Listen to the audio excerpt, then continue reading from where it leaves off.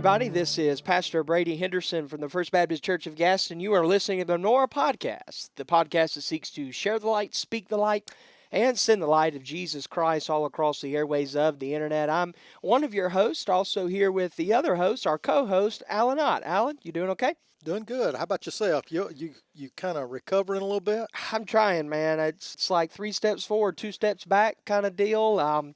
Obviously, went to New York last week on a missions trip, and one thing that folks might not be aware of, especially if you're praying about going on that missions trip, obviously I got to share about it last night and go through some things, but if you don't do well with bad air quality, I'm not trying to be facetious or rude, but you don't need to go on that mission trip.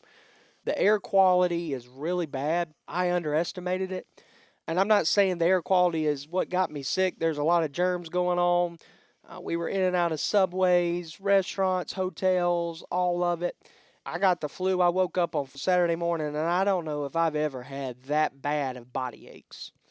Body aches were tremendous. So I only missed half a day. I ended up going out that evening and meeting with some church planners that we told you about last night. But I'm doing a little bit better. Hannah's down for the count at the time of this recording, so just continue to pray for her. But other than that, we're doing okay.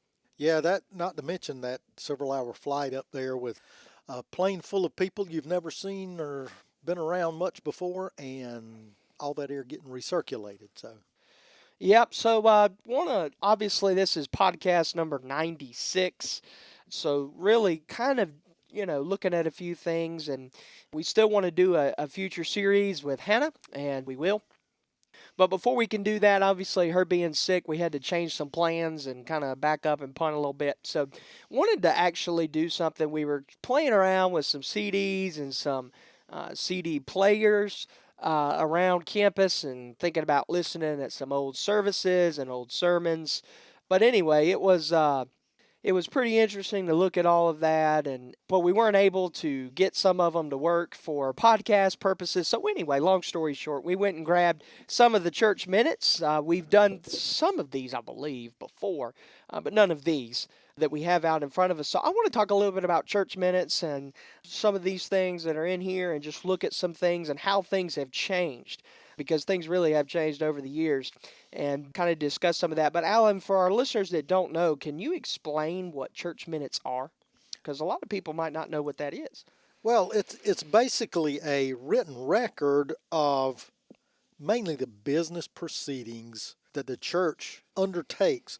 So it's everything from budget to who's going to serve where, and a written record of that is what minutes are.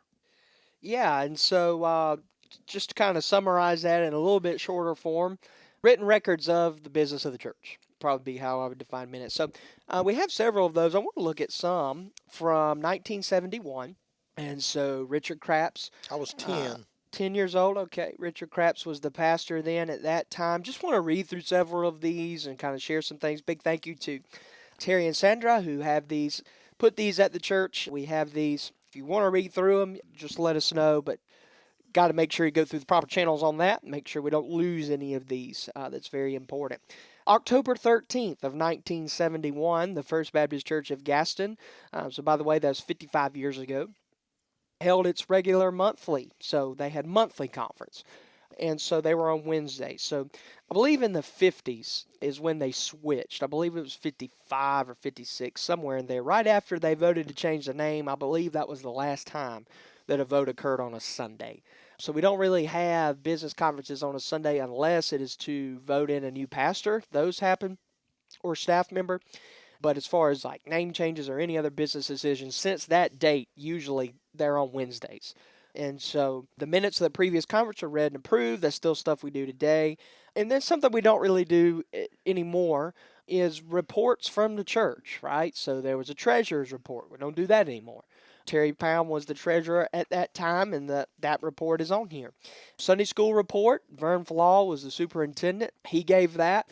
Then the training union report, Annie Laura was on there and did that. And so Can't imagine her being a training union director from when I knew her, but that's pretty neat. Wilma Pound was WMU. She gave the report there. There was no Brotherhood report, and then the kindergarten at the time, Joyce Craps, gave that report. And so the nominating report gave theirs that night, and so there's several names, a lot of names many of you would recognize from there.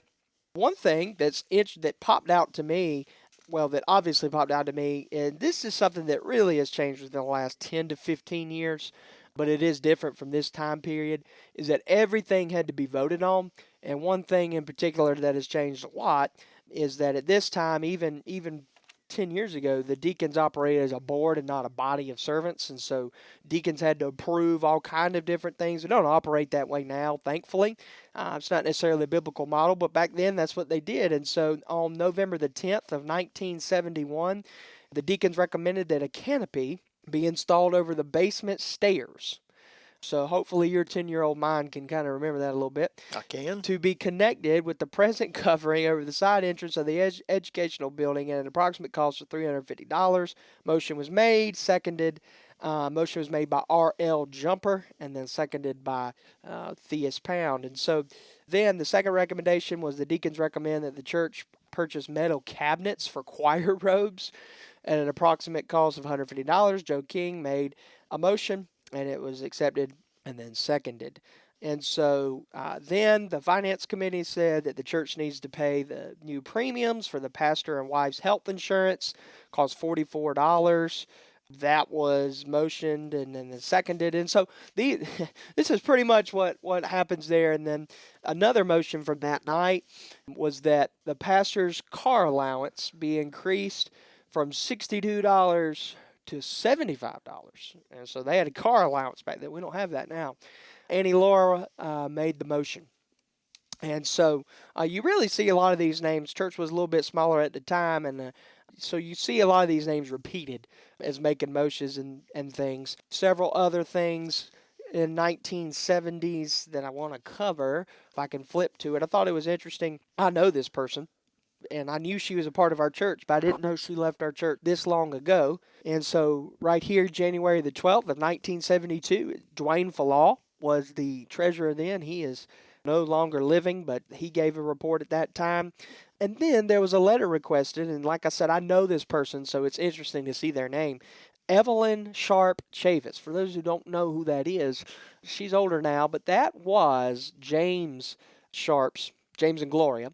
That was James Sharp's sister, or is James Sharp's sister. And so Gloria is still with us, and so that's her sister-in-law. So she left in 1972, and I know she's been in a Bible-believing church since then, and is a great servant for the Lord, but I didn't realize it was that long ago that she left, because she told me she had left, but I didn't realize it was, I mean, that seems like a long time ago to me. And so several other things. I thought this was interesting. On February the 9th of 1972, it seems like every meeting there's something that the deacons are coming up with that needs to be done.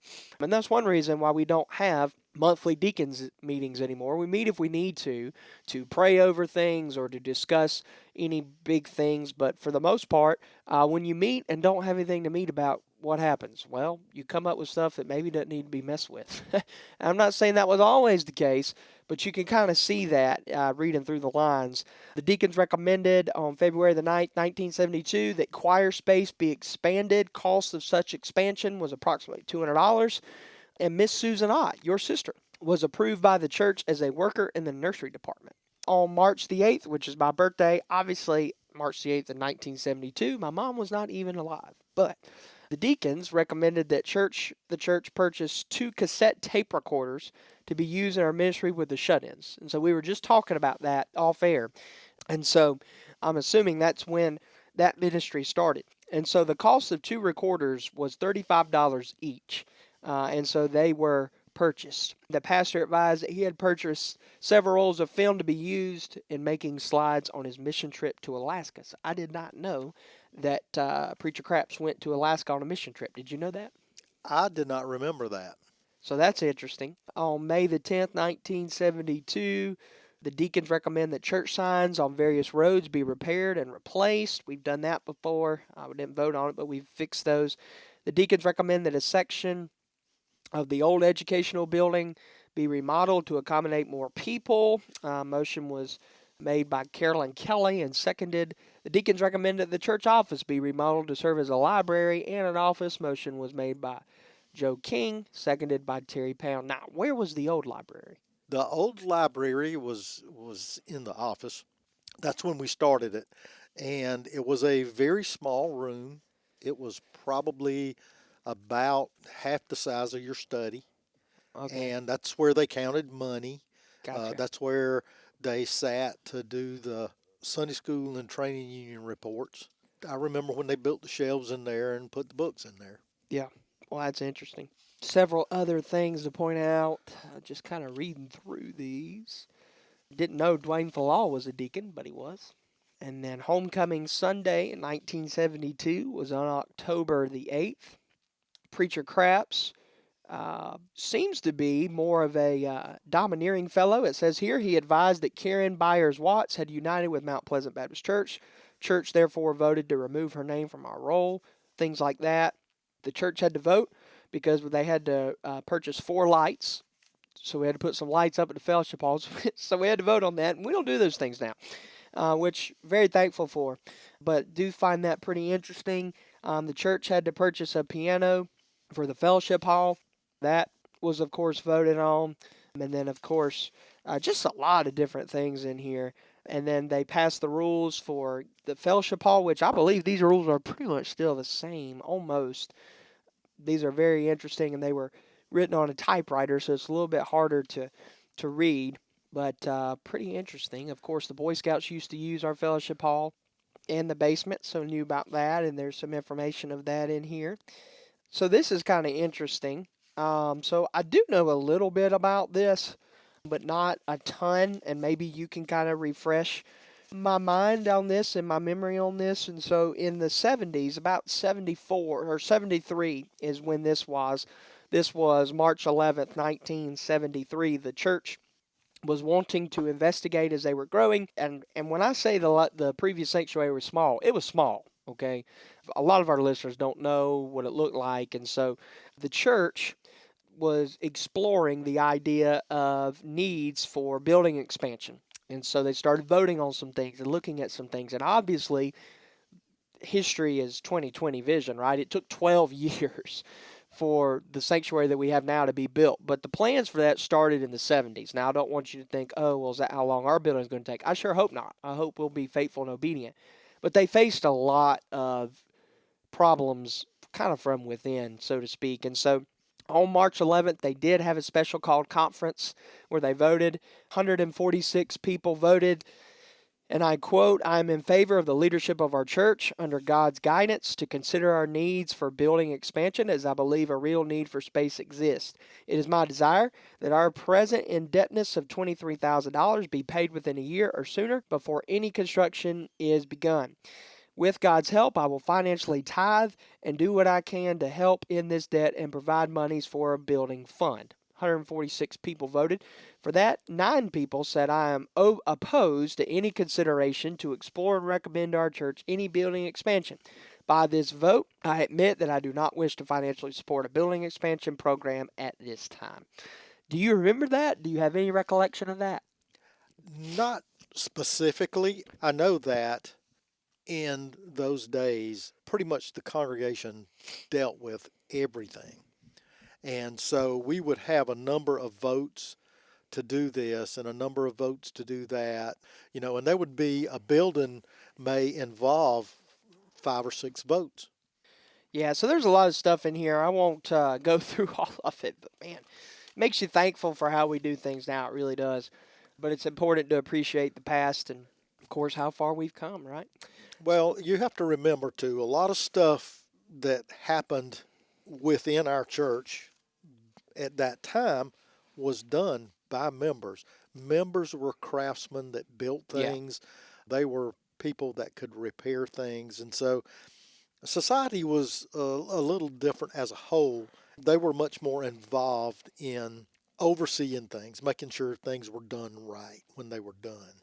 Absolutely. Absolutely. Well, we're going to go ahead and get out of here. My cough's getting pretty bad, so I don't want to keep dealing with that on the air. But thank you for listening to the 96th episode of the Menorah Podcast, the podcast that seeks to share the light, speak the light, and send the light of Jesus Christ all across the airways of the internet. We'll see you soon.